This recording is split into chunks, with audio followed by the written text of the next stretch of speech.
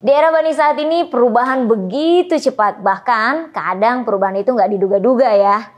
Nah, gimana ya caranya kita sebagai karyawan atau corporate talent di perusahaan itu siap menghadapi perubahan? Atau bahkan kita bisa dancing in the rain alias enjoy menghadapi perubahan. Yuk langsung aja kita simak di Cias Fireside Chat bersama Dr. Irma Himmatul Aliyah di video ini.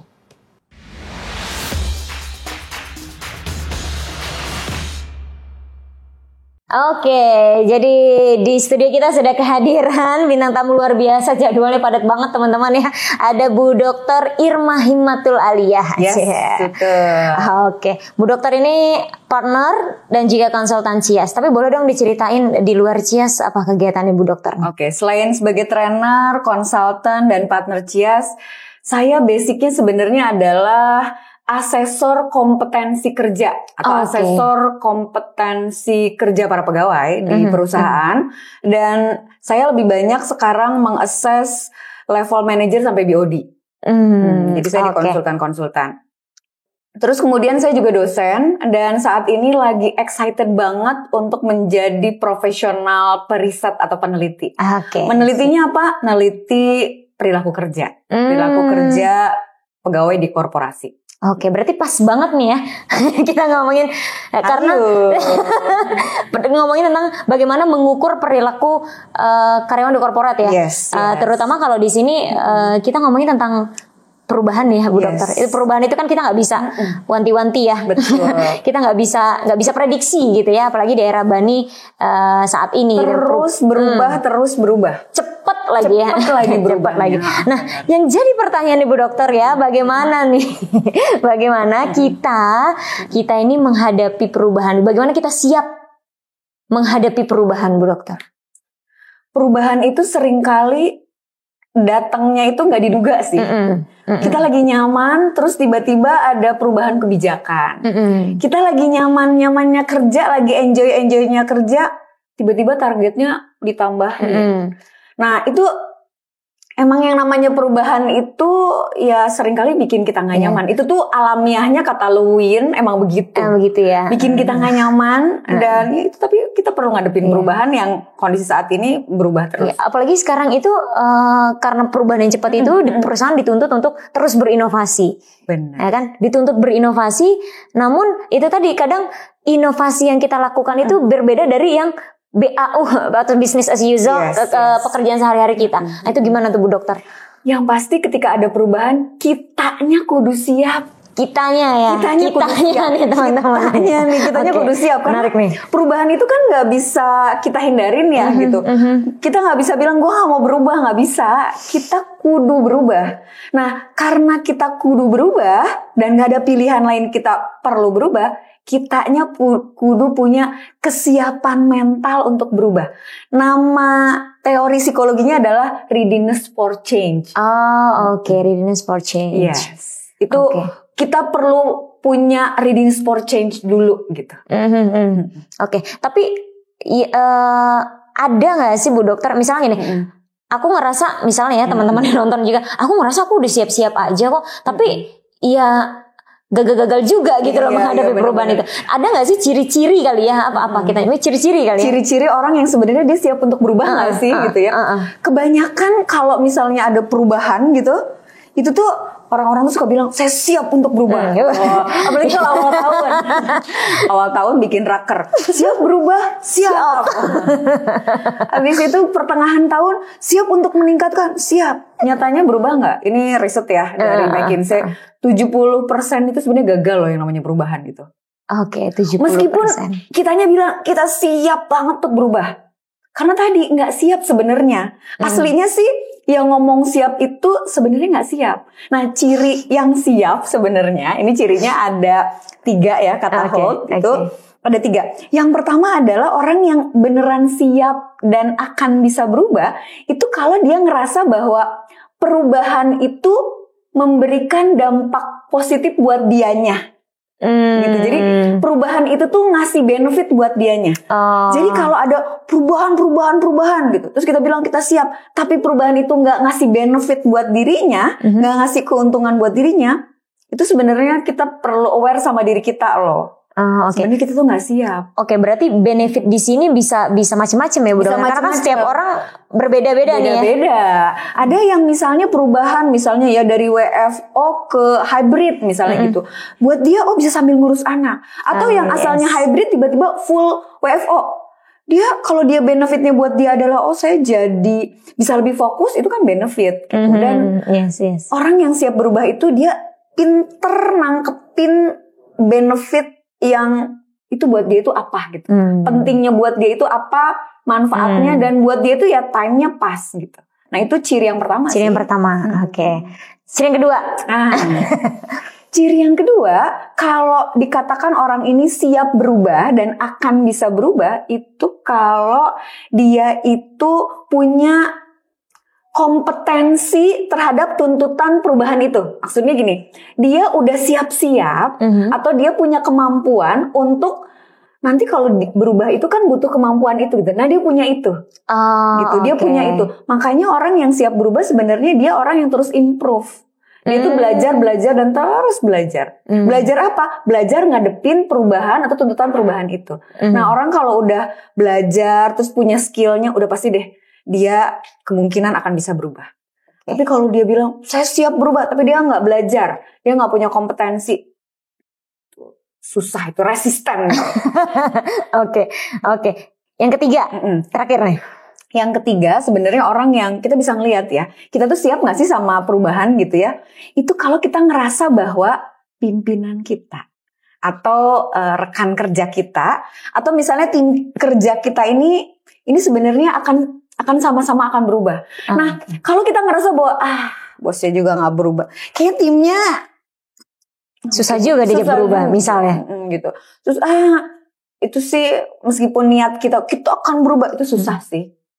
Susah sih kita akan bisa berubah. Jadi kita perlu cari tim ya, maksudnya cari dukungan gitu. Kita perlu cari dukungan. Kita perlu merasa bahwa ya lingkungan kita tuh mendukung kita. Makanya sebenarnya penting untuk kita punya kemampuan menggalang dukungan. Menggalang dukungan untuk berubah.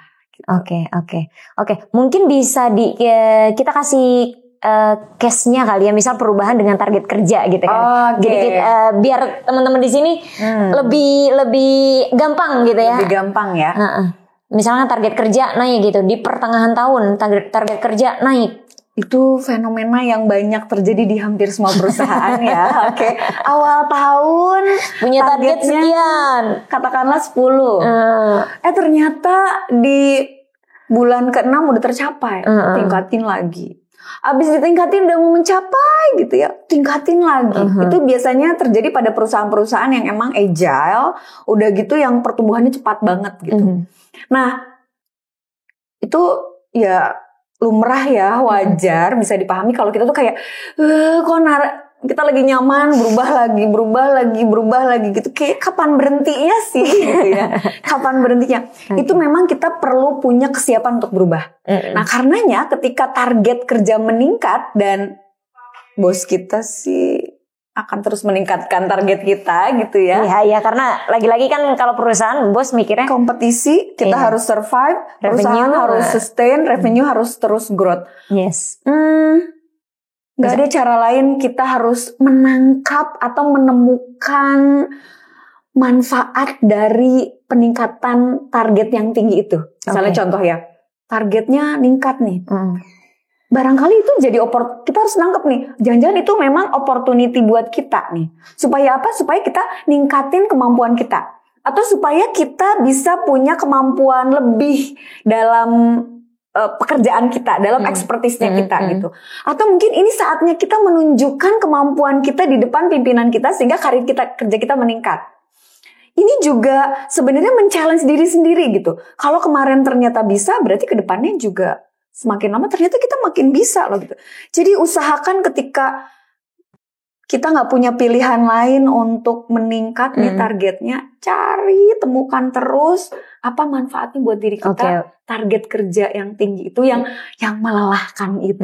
Oke, berarti kalau teman-teman tadi ngecek gitu ya ciri-cirinya 3 tadi, oh 3 ciri itu belum ada di diri saya gitu ya. Nah, berarti memang yang pertama banget harus ditemukan itu ya udah cari dulu. Ini pasti punya manfaat nih. Manfaatnya buat kita apa? Benefitnya buat kita apa? Kita nggak bisa ya. Nggak bisa nih, gue capek nih mencapai target. Pilihannya sebenarnya kalau kita ngambil sikap itu, ya sebenarnya kita lagi dimundurin ya, gitu ya, dimundurin. Jadi sebenarnya ketika target kerja kita meningkat, kita emang harus cari apa sih manfaatnya buat kita, apa sih benefitnya buat kita. Dicari, kalau belum ketemu cari terus. Ya itu bisa macam-macam tadi ya. Bisa macam-macam. Dan tiap orang tuh beda-beda sih manfaatnya itu ya. Nah, ketika kita menemukan manfaatnya buat diri kita, jangan lupa kita harus lihat nih sebenarnya perusahaan ini arah perubahannya kemana. Visi, misi dan target perubahan ini nih kemana. Jadi kita perlu ngawinin benefit buat kita sama si benefitnya perusahaan gitu. Jadi ini penting banget nih buat kita ngawinin target kita sama targetnya perusahaan. Penting banget. Oke, kalau itu kan tadi ciri-cirinya ya Bu Dokter ya. Ciri-ciri kita udah tahu nih. Terus teman-teman juga sudah mendeteksi. Kalau 3 cirinya sudah ada semua di sudah ada dan jangan-jangan kita nggak siap untuk berubah. Makanya kenapa ketika ada perubahan stresnya tinggi banget ya. Bahkan boro-boro enjoy gitu ya, ngejalanin perubahannya aja enggak gitu ya. Nah, itu tadi ya teman-teman ya, mudah-mudahan dari ciri-ciri tadi bisa tahu ya teman-teman. Bisa jadi nyadar diri. Bisa sadar diri. Kita sebenarnya siap nggak sih sama perubahan gitu. Kita udah siap nggak sih kalau ada perubahan gitu. Kalau 3-3-nya nggak ada, berat itu pasti. Jangankan enjoy, berat itu pasti. Tapi yang aku ingin tanya, apakah memang ada ukurannya, ada tesnya gitu nggak, Bu Dokter? Ada tesnya ya? Ada. Yang paling terkenal ya teori dari Holt ya, HEOLT tulisannya ya. Itu ada inventorinya, kita bisa cek sebenarnya kita tuh udah siap berubah nggak sih? Bahkan termasuk leader atau manager atau BOD barangkali ya, kalau mau membuat kebijakan sebenarnya bisa cek dulu loh. Bisa cek dulu kondisi karyawannya sebenarnya udah siap berubah apa enggak. Karyawan itu merasa punya benefit nggak? Atau jangan-jangan ini cuma keinginannya BOD doang gitu. Ini kalau kita posisinya manager ya, atau kita sebagai leader gitu. Kita bikin perubahan misalnya ke bawah. Pastikan bahwa perubahan kita tuh punya benefit buat si tim kita gitu. Yang kedua, pastikan bahwa karyawan kita itu punya kemampuan untuk bisa berubah itu. Atau misalnya ada perubahan target kerja tinggi gitu. Kita udah ngebekali karyawan kita dengan kompetensi-kompetensi yang karyawan kita akan mampu gitu. Oke, kompetensi di sini apa nih maksudnya? Kemampuan kerja. Misalnya tadi target kerjanya makin tinggi. Kalau target kerjanya makin tinggi berarti networkingnya harus makin banyak. Kemampuan kerja efektifnya harus lebih tinggi. Misalnya kecepatan kerjanya harus lebih cepat. Kemampuan itu yang memang harus ditingkatkan. Ya. Jadi leader nih hati-hati banget kalau misalnya mau buat perubahan. Nah, tapi ini kalau kita balik lagi nih, kalau kita sebagai pegawai dan mau nggak mau kita nggak ada pilihan lain, kita harus ngikutin perubahan. Pastikan pertama ini punya benefit buat kita. Yang kedua kita belajar terus. Karena kalau nggak belajar ya kita nggak akan bisa. Nggak siap. Boro-boro enjoy. Sekalipun kita niat untuk berubah. Yang ketiga adalah pastikan bahwa kita merasa kita disupport. Wow, yes, itu penting ya. Support berarti support dari top manajemen, dari rekan maupun dari tim. Jadi supportnya bukan hanya top manajemen, tapi bahkan dari rekan setim ya. Kalau kita nggak disupport, bangun supportnya. Kita yang ngebangun. Itu tuh teman-teman ya. Kalau nggak disupport, cari cara ya. Cari cara gimana bisa disupport. Gimana tuh? Jadi memang siap berubah ini sebuah skill ya. Sebuah kemampuan. Gitu. Berarti nggak semua orang bisa kudu dilatih. Jadi siap berubah tuh nggak otomatis kita ayo siap berubah gitu. Itu tadi kemampuan kita menemukan makna, menggali terus apa sih manfaatnya buat kita gitu. Makanya orang-orang yang dia bisa ngelihat peluang ketika perubahan, itu orang-orang yang terlatih melihat peluang gitu. Jadi kalau ada perubahan tuh, gini peluang nih. Ini opportunity gitu. Orang yang siap berubah tuh kayak gitu, dia bisa menemukan opportunity meskipun perubahan itu nggak nyaman buat dia. Aku jadi penasaran. Berarti Bu Dokter, misal gitu ya, misal coba deh, misalnya ada teman-teman yang nonton, pengen panggil Bu Dokter nih, Dokter Irma ke kantor biar ngelihat nih karyawan kita pada bisa berubah. Itu bisa Banget. Bisa dilihat. Maksudku dengan mata telanjang gitu. Oh, nih orang kayaknya bisa berubah. Tanya. Apa yang lo mau selaras nggak sama targetnya perusahaan? Kalau dia bilang selaras sih, tapi ada tapinya. Kalau ada tapi itu hati-hati banget, itu leader susah tuh berubahnya tuh. Terus dia bilang, bisa sih, gue pengen berubah sih, tapi gue nggak mampu, gue nggak punya skillnya. Oh, itu susah juga tuh untuk berubah. Dia akan resisten, bukan nggak niat untuk berubah, tapi emang nggak punya kompetensinya gitu. Dan yang ketiga adalah cek aja dia ngerasa didukung apa enggak. Jadi kalau dia bilang, gue mah di sini kerja, gue mah kayak kerja sendiri di sini tuh. Itu mah mau perubahannya kayak gimana pun susah tuh untuk berubah. Mau dipaksa kayak gimana pun juga. Gitu. Oke. Bisa. Menarik ya. Bisa ya. Bahkan leader pun nanti kalau pakai inventory dari situ sebenarnya bisa ngecek sih. Selain diri sendiri ya, nanti baca gitu. Sebenarnya gue siap berubah nggak sih gitu. Niat sih udah banyak, tapi sebenarnya gue ready nggak sih untuk berubah gitu. Itu bisa dibaca. Bahkan kalau leader, ini sebenarnya pentingnya untuk leader gitu ya. Ready untuk berubah gak sih timnya gitu. Karena memang perubahan itu tergantung dari leadernya ya. Nah, leader itu punya peran penting banget untuk bisa membuat karyawan itu ready for change. Si leader. Oke. Bagaimana Bapak Ibu leader? Oke. Jadi kudu dicek dulu nih timnya gitu. Hati-hati banget deh. Oke, tapi kalau kita ngomongin tentang diri kita gitu ya sebagai karyawan gitu Bu Dokter. Kalau tadi kan ciri-ciri orang yang siap untuk berubah gitu ya. Tapi yang jadi pertanyaanku misalnya ya, aku sudah siap untuk berubah.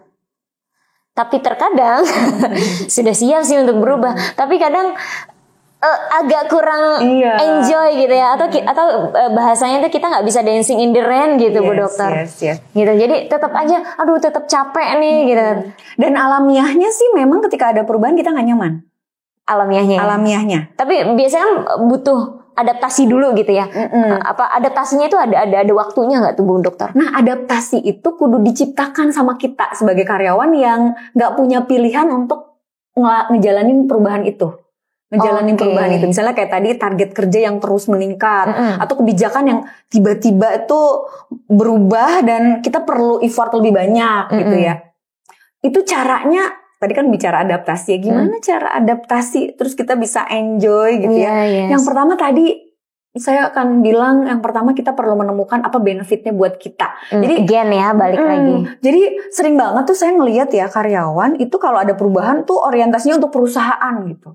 Kerja mati-matian demi leader, demi kelihatan bagus, demi sustainability dari departemennya gitu. Itu sebenarnya bikin nggak sehat mental pas lagi kerja. Justru yang paling penting adalah kalau kita mau enjoy sama perubahan-perubahan, itu kita perlu menemukan benefitnya buat kita. Cari terus apa manfaatnya buat diri kita. Terutama ketika kita nggak punya pilihan untuk tidak melakukan perubahan itu. Target di depan mata, si bos nggak mau tahu, kerjaan result based gitu kan. Kita nggak punya pilihan. Teman-teman yang nonton, kok ini Dokter Irma lagi ngomongin perusahaan saya ya? Iya, kita nggak punya pilihan. Kita kudu jalani. Kudu ngikutin, pilihannya ngikutin atau kitanya pergi gitu. Take it or leave it gitu ya. Take it or leave it. Jadi ya ketika dihadapkan pada situasi yang dimana kita nggak punya pilihan dong. Emang cari kerja gampang. Iya betul. Emang cari kerja yang mirip kayak gini gampang gitu, yang kita bisa jalani. Yang pertama adalah kita kudu gali apa benefitnya buat kita, apa manfaatnya buat diri kita. Itu penting banget. Sebelum kita bicara benefit buat perusahaan atau buat leader. Berarti itu menjadi apa, pondasi ya? Pondasi. Jadi bahasa lainnya tuh meaningnya tuh buat kita tuh apa? Kita harus nemu banget. Jadi kalau belum menemukan itu, kita nggak bisa ke step lainnya gitu ya? Siap-siap kita akan keseret-seret Siap-siap kita akan nggak pontang-panting gitu. Siap-siap kita akan lelah ketika kita berubah. Aduh. Kalau udah lelah itu udah capek batin, capek fisik ya. Capek fisik. Udah mah nggak ada pilihan lain. Kita jalan terus kita nggak nikmatin. Padahal kan nikmatin atau gimana? Nah, cara nikmatinnya adalah temuin deh apa sih benefitnya buat kita. Itu paling penting. Nah, yang kedua sebenarnya perubahan itu ya, apalagi kalau ini di era kompetitif yang benar-benar kompetitif itu kan, target itu kita main sama target, main sama waktu, main sama kecepatan. Yes. Di saat yang sama kita ngejar target, di saat yang sama belajar kita juga perlu banyak. Belajar perlu banyak. Kita perlu inisiatif untuk ngembangin diri kita sendiri dengan atau tanpa dukungan dari perusahaan. Kita nggak punya pilihan, kita perlu untuk belajar. Karena itu cara yang kita bisa ngikutin perubahan. Nah, ketika perubahannya udah digaungkan, misalnya tadi nih, target kerja meningkat. Target kerja meningkat, job desk-nya kita tetap sama gitu. Berarti kita harus ngelatih skill kita. Misalnya komunikasinya lebih strategik, lebih persuasif, membangun jaringannya lebih strategis, lebih banyak. Itu kita perlu improve diri kita terus-menerus. Atau misal ada nih target kerja, terus cara untuk mencapai target itu dengan mempelajari banyak skill, mempelajari skill yang baru atau memahami AI misalnya gitu. Misalnya contoh lagi nih, sekarang kan lagi zaman AI ya. Sekarang itu kerjaan-kerjaan, terutama kerjaan-kerjaan yang butuh itu bisa dilakukan sama AI. Gitu. Jadi ketika kita bilang sekarang lagi AI terus kita ngindarin AI, udah pasti tuh nggak bisa berubah. Meskipun kita bilang niat kita untuk berubah, kita tuh udah niat. Tapi kalau kita nggak belajar AI misalnya, apalagi target makin tinggi, ya kita nggak akan bisa sih ngikutin perubahan itu. Atau kita sering bilang nggak adaptif ya.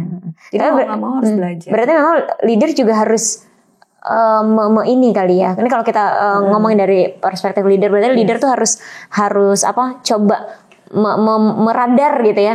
Oh kayaknya tim yang ini targetnya dinaikin, tapi perlu ada dikasih ini nih. Dikasih apa ya? Saya bilangnya tuh empowerment gitu. Empowerment. Dikasih keberdayaan. Salah satu ciri karyawan yang berdaya adalah dia punya kemampuan atau skill itu. Nah, ini saya juga sebagai leader ya, gitu ya. Sering banget ngasih target tinggi di tengah-tengah, targetnya berubah gitu, tapi lupa ngempower si timnya. Lupa ningkatin kemampuan timnya itu.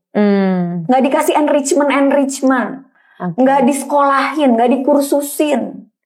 Nggak dikasih biaya untuk ikut kursus online. Iya. Ya, balik lagi sih. Itu investasi loh. Mau berubah apa enggak? Kalau nggak ngasih itu ya lama sih perubahannya. Ini buat leader ya atau buat owner. Tapi mungkin teman-teman tim juga, teman-teman karyawan di kantor bisa kasih tahu podcast ini ke para leader ya.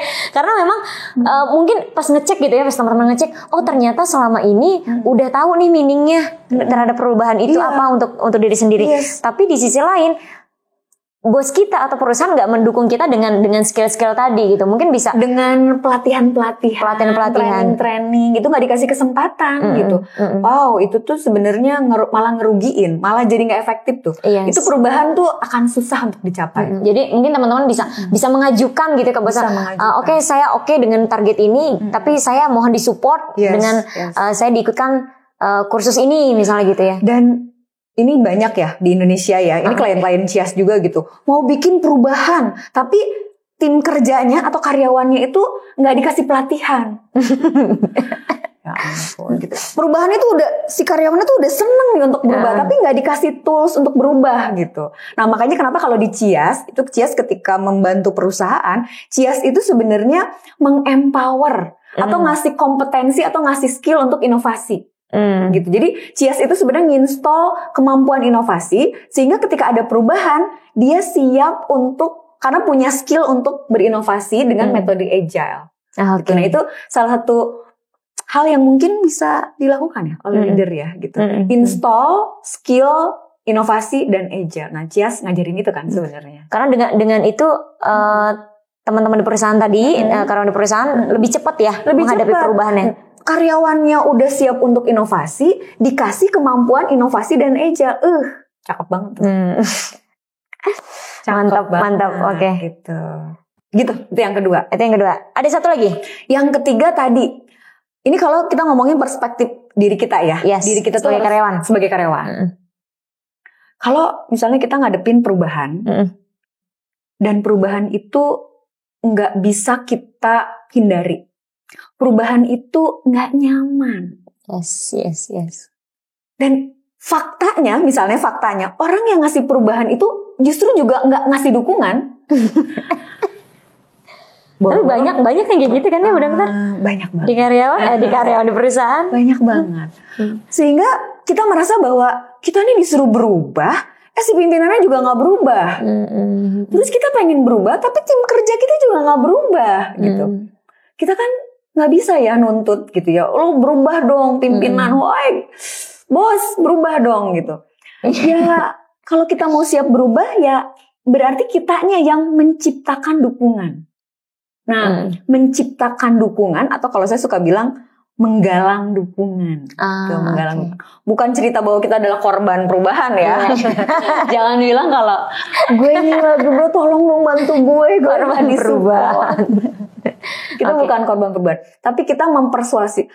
Kita dikasih target nih, targetnya makin lama makin tinggi. Gue capek. Mau nggak kita kerja lebih efektif? Ada metode yang lebih baru nih misalnya. Atau misalnya ketika target kerja tinggi, yang lama juga udah tinggi, terus ditambah lagi, udah kita kurang waktu, makin gak punya waktu lagi, kita bisa curhat sama teman kita. Ceritain, gue capek, gue lelah. Lo bisa kasih masukan gak ke gue? Atau gimana ya caranya ngejalanin ini supaya kita sama-sama bisa capai target yang tinggi itu. Misalnya gitu. Kalau misalnya kita sadar banget faktanya pimpinan kita itu gak aware sama kita, emang gak ada cara lain, kita perlu ngomong sih. Komunikasi ya? Komunikasi, dengan asertif tentunya ya. Tuh. Bukan menolak, ngapain sih bos nambahin target kerja tinggi. Tapi perlu kita jujur loh untuk cerita, ini beban kerja kita ini sebanyak ini. Ini proses kerja yang kita udah lalui. Ketika bos ngambil atau menetapkan target kerja baru, ada masukan nggak? Dengan proses kerja yang udah sepenuh ini gitu. Bisa ngasih masukan nggak bos? Kita tanya aja. Berarti dari kitanya juga aktif untuk ada feedback nggak ya bos gitu. Yes, ada minta yang satu kasih feedback, yang kedua kita ceritakan juga kalau emang beban kerja kita begitu tinggi gitu, supaya apa? Supaya kita bisa mendapat dukungan itu tadi. Karena tadi kata Holt atau menurut teorinya, kita tuh sebenarnya siap kalau satu itu punya benefit, kedua kalau kita kompeten untuk jalanin perubahan itu, yang ketiga kalau emang ada dukungan. Gitu. Atau kitanya menggalang dukungan. Pokoknya dicari, kalau nggak dapat dukungan, kita menggalang dukungan. Inisiatif sendiri ya. Inisiatif sendiri. Walaupun kita bilang kayaknya nggak mungkin ya, tapi bisa kok. Yang lain juga kan pengen berubah juga. Apalagi itu udah punya benefit buat kita. Kalau kita tahu itu pentingnya buat kita, ayo dong galang dukungan. Gitu. Wow, mudah-mudahan teman-teman semakin tercerahkan ya. Oke, tadi kita Bu Dokter udah ngasih tahu ciri-ciri orang yang siap berubah itu apa aja, dan bagaimana kita bisa dancing in the rain ketika perubahan itu datang dan nggak bisa dihindari dan nggak punya pilihan. Kita perlu jalanin perubahan itu. Kita ketemu di segmen berikutnya ya. Kita ngobrol, kalau tadi ini tentang perubahan, kita mungkin nextnya kita ngobrolin apa? Ngomongin tentang burnout kali ya. Karena perubahan itu nggak bisa kita hindari. Nggak bisa dihindari, sehingga teman-teman bisa burnout nih. Bisa mengatasi burnout. Gimana cara mengatasi burnout? Oke ya. Kita sampai jumpa di segmen berikutnya. Thank you Bu Dokter. Terus ya.